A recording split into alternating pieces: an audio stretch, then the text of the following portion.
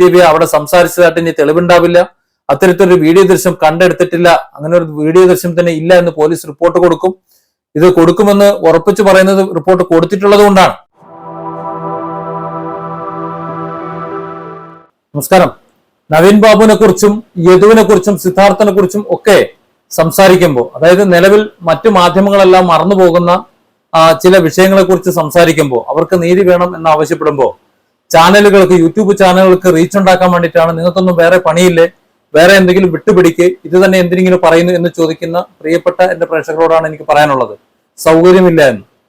കാരണം ഇവിടുത്തെ മീഡിയകൾ, സാധാരണ മീഡിയകളുണ്ടല്ലോ, അതായത് ഇവിടുത്തെ മുഖ്യധാരാ മാധ്യമങ്ങൾ എന്ന് പറയുന്ന മാധ്യമങ്ങൾ, അവരൊക്കെ പുതിയ വിഷയങ്ങൾ ഉണ്ടാക്കി പുതിയ പുതിയ ചർച്ചകൾ ഉണ്ടാക്കി പോയിക്കൊണ്ടിരിക്കുന്നു.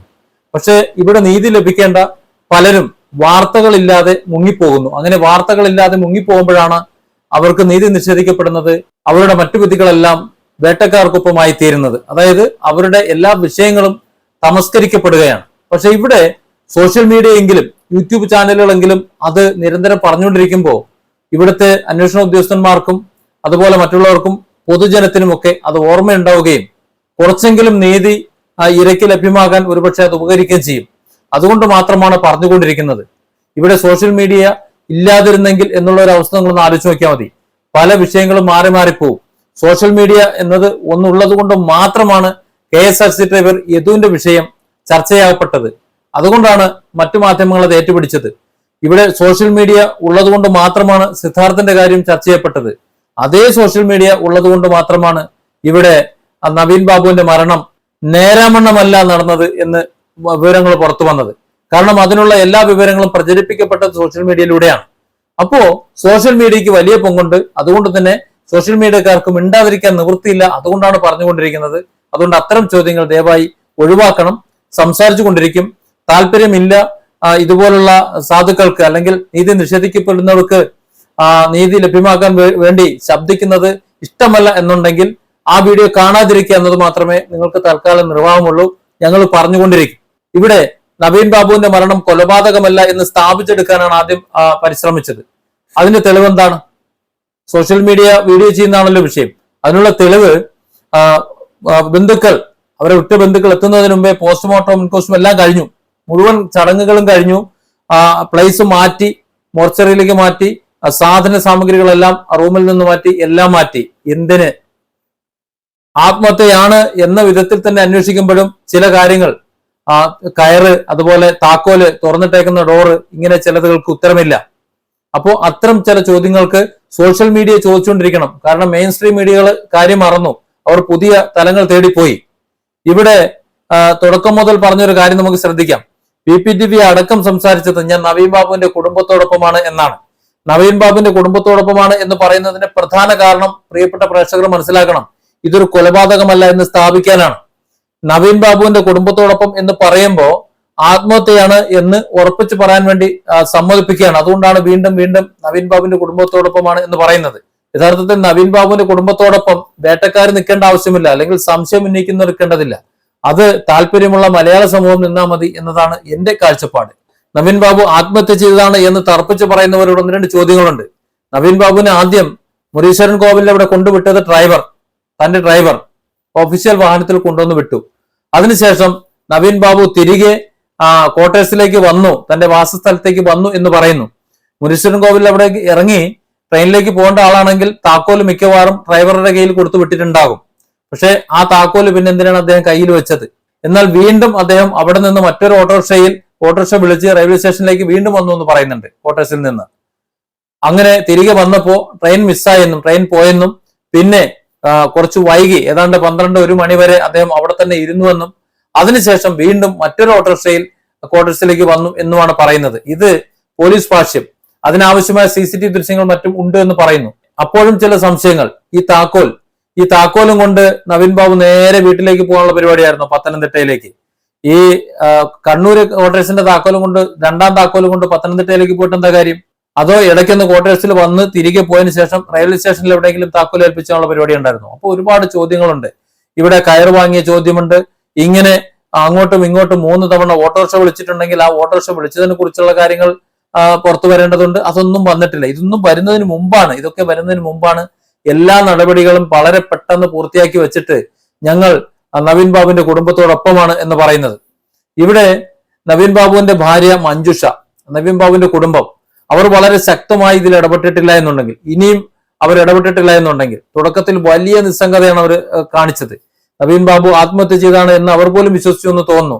അതുകൊണ്ടാണ് ദഹിപ്പിച്ചു കളഞ്ഞത്. സത്യത്തിൽ ഒരു റീ പോസ്റ്റ്മോർട്ടം അവർ നടത്തിയിരുന്നെങ്കിൽ, ഞങ്ങളില്ലാതെ ഞങ്ങളുടെ അസാന്നിധ്യത്തിലാണ് പോസ്റ്റ്മോർട്ടം നടന്നത്, അതുകൊണ്ട് ഞങ്ങൾക്ക് വിശ്വാസമുള്ള രീതിയിൽ പോസ്റ്റ്മോർട്ടം വീണ്ടും നടക്കണം എന്ന് അന്ന് വിദ്യാസമ്പന്നയായിട്ടുള്ള മഞ്ജുഷ അന്ന് തീരുമാനമെടുത്തിരുന്നെങ്കിൽ കഥ മാറിയനെ.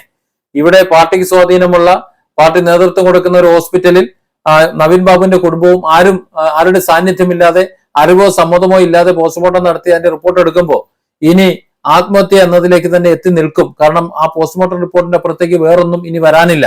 ദേഹം കത്തിച്ചു കളഞ്ഞതോടുകൂടി എല്ലാ തെളിവുകളും ഇല്ലാതായി പോയി. അതുകൊണ്ട് തന്നെ ഇനി ഇവിടെ ഒരു അന്വേഷണ ഏജൻസി അന്വേഷിച്ചു കഴിഞ്ഞാൽ ഇത് പുറത്തു വരുമെന്ന് കരുതേണ്ടതുമില്ല.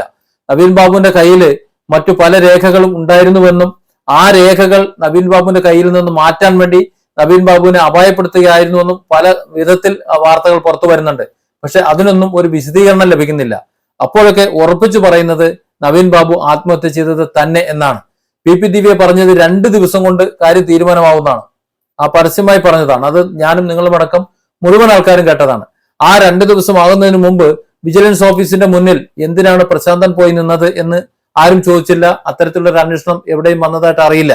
കേവലം 1 ലക്ഷം രൂപ, 98,500 രൂപ നവീൻ ബാബുവിന് കൈക്കൂലി കൊടുക്കാൻ വേണ്ടി സ്വന്തം പണ്ടം അല്ലെങ്കിൽ കുടുംബത്തിലെ പണ്ടം പണയം വെക്കേണ്ടി വന്ന ഒരു അവസ്ഥയുള്ള ഈ പറയുന്ന പ്രശാന്ത് എന്ന് പറയുന്ന ആളിന് പമ്പ് തുടങ്ങാൻ ആവശ്യമായ കോടിക്കണക്കിന് രൂപ എവിടെ നിന്നാണ്, ഏത് സോഴ്സിൽ നിന്നാണ് വന്നത് എന്നതിനെ കുറിച്ച് ഒരു അന്വേഷണവുമില്ല. ആകെ അന്വേഷിച്ചത് നവീൻ ബാബുവിന് പണം കൊടുത്തോ കൊടുത്തില്ലേ എന്നുള്ളതാണ്. ഈ പണം പ്രത്യക്ഷമാകുന്നതിനെ കുറിച്ച് മാത്രമാണ് അന്വേഷണം. ആ പണം എവിടെ എത്തി എന്നതിനെ കുറിച്ച്, അതായത് 98,500 രൂപ ഇപ്പൊ എവിടെയാണ് എന്നതിനെ കുറിച്ച് ഒരു അന്വേഷണം എവിടെ നടത്തുന്നതായിട്ട് കണ്ടിട്ടില്ല. ചുരുക്കം പറഞ്ഞാൽ കേരളത്തിന്റെ പുറത്തു നിന്ന് ഒരു അന്വേഷണ ഏജൻസി വന്ന് സത്യസന്ധമായി അന്വേഷിച്ചാൽ മാത്രമേ നവീൻ ബാബുവിന് നീതി ലഭിക്കൂ. അതിന് നവീൻ ബാബുവിന്റെ ഭാര്യ മഞ്ജുഷ, അവരുടെ കുടുംബം, അവർ കോടതിയിൽ പോകണം, സർക്കാരിനെ സമീപിക്കണം, അന്വേഷണം CBIക്കോ അല്ലെങ്കിൽ അതുപോലെ മറ്റ് കേന്ദ്ര അന്വേഷണ ഏജൻസികളിലേക്ക് പോകണം. അങ്ങനെ പോയാൽ മാത്രമേ ഇനി രക്ഷയുള്ളൂ. നിലവിലെ അവസ്ഥയിൽ പി ദിവ്യ മുൻകൂർ ജാമ്യം ലഭിക്കാതെ അവരകത്തു പോയി. ശരി തന്നെ. ഇനി ഈ വീഡിയോ ദൃശ്യങ്ങൾ യദുവിന്റെ കാര്യത്തിൽ പറഞ്ഞതുപോലെ പോലീസ് ഹാജരാക്കില്ല. ഇവിടെ ഇത്തരത്തിൽ ഒരു പ്രസംഗം പി ദിവ്യ അവിടെ സംസാരിച്ചതായിട്ട് ഇനി തെളിവുണ്ടാവില്ല. അത്തരത്തിലൊരു വീഡിയോ ദൃശ്യം കണ്ടെടുത്തിട്ടില്ല, അങ്ങനെ ഒരു വീഡിയോ ദൃശ്യം തന്നെ ഇല്ല എന്ന് പോലീസ് റിപ്പോർട്ട് കൊടുക്കും. ഇത് കൊടുക്കുമെന്ന് ഉറപ്പിച്ചു പറയുന്നത് റിപ്പോർട്ട് കൊടുത്തിട്ടുള്ളത് കൊണ്ടാണ്. യദുവിന്റെ KSRTC ഡ്രൈവർ യദുവിന്റെ കേസിൽ യദു സമർപ്പിച്ചിട്ടുള്ള, അതായത് കോടതി പറഞ്ഞിട്ടുള്ള കേസിൽ, കോടതി നിർദ്ദേശപ്രകാരം എടുത്ത കേസിൽ പോലീസ് റിപ്പോർട്ട് കൊടുത്തത് ഈ വണ്ടി വിലങ്ങിട്ടതിനോ സച്ചിൻ ദേവ് ബസ്സിനുള്ളിൽ കയറിയതിനോ ഇനി അതല്ല എന്നുണ്ടെങ്കിൽ ഇവര് പിടിച്ച് വണ്ടി വട്ടം ചുറ്റി വെച്ചതിനോ ഒന്നും തെളിവില്ല, വീഡിയോ ദൃശ്യങ്ങളൊന്നും കിട്ടാനില്ല. അത്തരം തെളിവുകൾ യാതൊന്നും തന്നെ ഇല്ല എന്നാണ്. അതിനർത്ഥം എന്താണ്? ഒരു സംഭവം നടന്നതിന് തെളിവുകളില്ല എന്നുണ്ടെങ്കിൽ ആ സംഭവം നടന്നിട്ടില്ല എന്ന് ഏതോ ഒരു സിനിമയിൽ പറയുന്നത് പോലെയാണ്. മലയാളികൾ നമ്മൾ എല്ലാവരും കണ്ടതാണ്. വട്ടം വെക്കുന്നതും അതിനകത്ത് നിറങ്ങുന്നതും മേയറും കുടുംബവും KSRTC ഡ്രൈവർ വാതിൽ തുറന്നു വെച്ച് വളരെ രൂക്ഷമായി സംസാരിക്കുന്നതും അകത്ത് നിൽക്കുന്ന ഒരു യാത്രക്കാരനോട് കയർക്കുന്നതും ഒക്കെ നമ്മൾ ദൃശ്യങ്ങൾ കണ്ടതാണ്. ഇപ്പോഴും ആ ദൃശ്യങ്ങളുണ്ട്.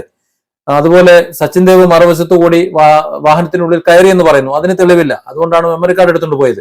പക്ഷെ ഏതായാലും ബാക്കിയുള്ള ദൃശ്യങ്ങളെല്ലാം പകൽ പോലെ ഇവിടെ കിടപ്പുണ്ട്. പക്ഷെ ആ ദൃശ്യങ്ങൾ പോലീസ് കണ്ടിട്ടില്ല. അന്നൊന്നും തെളിവല്ല, അത്തരത്തിൽ തെളിവ് കണ്ടെത്താൻ കഴിഞ്ഞിട്ടില്ല എന്നാണ് റിപ്പോർട്ട് കൊടുത്തിട്ടുള്ളത്. അതുകൊണ്ട് തന്നെ ഞാനും നിങ്ങളും അടക്കം മുഴുവൻ ആൾക്കാരും പി ദിവ്യ ഈ സംസാരിക്കുന്ന, അവിടെ നവീൻ ബാബുവിനെ അവഹേളിക്കുന്ന, ആക്ഷേപിക്കുന്ന ആ വീഡിയോ ദൃശ്യങ്ങൾ കണ്ടവരാണെന്നുണ്ടെങ്കിലും അത്തരത്തിലൊരു സംഭാഷണം സംസാരിക്കാൻ വേണ്ടിയിട്ട് അവിടെ പി ദിവ്യ ആ യാത്രയപ്പ് വേദിയിലേക്ക് എത്തിയതായിട്ട് യാതൊരു തെളിവും ഉണ്ടാകാൻ പോകുന്നില്ല. അതുപോലെ അവർ അങ്ങനെ സംസാരിച്ചതായിട്ടോ വീഡിയോ പ്രചരിപ്പിച്ചതായിട്ടോ യാതൊരു തെളിവും ഉണ്ടാകാൻ പോകുന്നില്ല. ചുരുക്കം പറഞ്ഞാൽ പി ദിവ്യ ഇത്തരത്തിലൊരു അവഹേളന പ്രസംഗം സംസാരിച്ചിട്ടേ ഇല്ല എന്ന രീതിയിലായിരിക്കും റിപ്പോർട്ട് വരിക. ആ സാഹചര്യത്തിൽ അന്വേഷണം ഇവിടെ നിന്ന് പോകണം. യദുവിന്റെ KSRTC ഡ്രൈവർ യദുവിന്റെ കേസുമേലുള്ള അന്വേഷണ റിപ്പോർട്ട് എങ്ങനെ വന്നു എന്നത് ഒരു പാഠമായി എടുത്തുകൊണ്ട് നവീൻ ബാബുവിന്റെ കുടുംബം പെരുമാറിയില്ല എന്നുണ്ടെങ്കിൽ, അതനുസരിച്ച് മുന്നോട്ട് പോയിട്ടില്ല എന്നുണ്ടെങ്കിൽ ഈ കേസിലും പി ദിവ്യ പുഷ്പം പോലെ പോരും അടുത്ത മന്ത്രിയായി സ്ഥാനമേൽക്കുകയും ചെയ്യും. കാരണം ദിവ്യയ്ക്ക് ഒരു കോൺഫിഡൻസ് ഉണ്ട്, സർക്കാരിനും ആ കോൺഫിഡൻസ് ഉണ്ട്. ആ രീതിയിൽ റിപ്പോർട്ട് കൊടുത്താൽ മതിയല്ലോ. നിങ്ങളും അടങ്ങുന്ന സമൂഹം സോഷ്യൽ മീഡിയയിൽ ഗോഗോ വിളിച്ചിട്ടൊന്നും ഒരു കാര്യമില്ല. കോടതിയിൽ എത്തുന്ന തെളിവുകൾക്കാണ് കോടതി വിധി പറയുക. ഇത്തരത്തിലൊരു സംഭാഷണം നടന്നു എന്ന് പറയുന്നുണ്ട്. അതിന്റെ വീഡിയോ ദൃശ്യങ്ങൾ തെളിവ് സഹിതം കോടതിയിൽ എത്തിയാലേ അത് തെളിവാവുള്ളൂ. അത്തരത്തിൽ സംഭവം നടന്നിട്ടില്ല എന്ന് റിപ്പോർട്ട് കൊടുത്തു കഴിഞ്ഞാൽ ഒരു രക്ഷയുമില്ലല്ലോ. അപ്പോൾ അതിലേക്കാണ് ഇനി കാര്യങ്ങൾ പോകുക എന്ന് മനസ്സിലാക്കിക്കൊണ്ട്, കാര്യങ്ങളുടെ ആ ഒരു സീരിയസ്നെസ് എത്രയാണെന്ന് മനസ്സിലാക്കിക്കൊണ്ട് നവീൻ ബാബുവിന്റെ കുടുംബം കൃത്യമായി ഇടപെടണം. നവീൻ ബാബുവിന്റെ മരണത്തിന് നീതി ലഭിക്കണമെന്നുണ്ടെങ്കിൽ അത് കഴിയുന്നത് വേഗം അത്തരം നടപടിയിലേക്ക് കടക്കണം, അതിനുവേണ്ടി ആവശ്യപ്പെടണം എന്ന് മാത്രമാണ്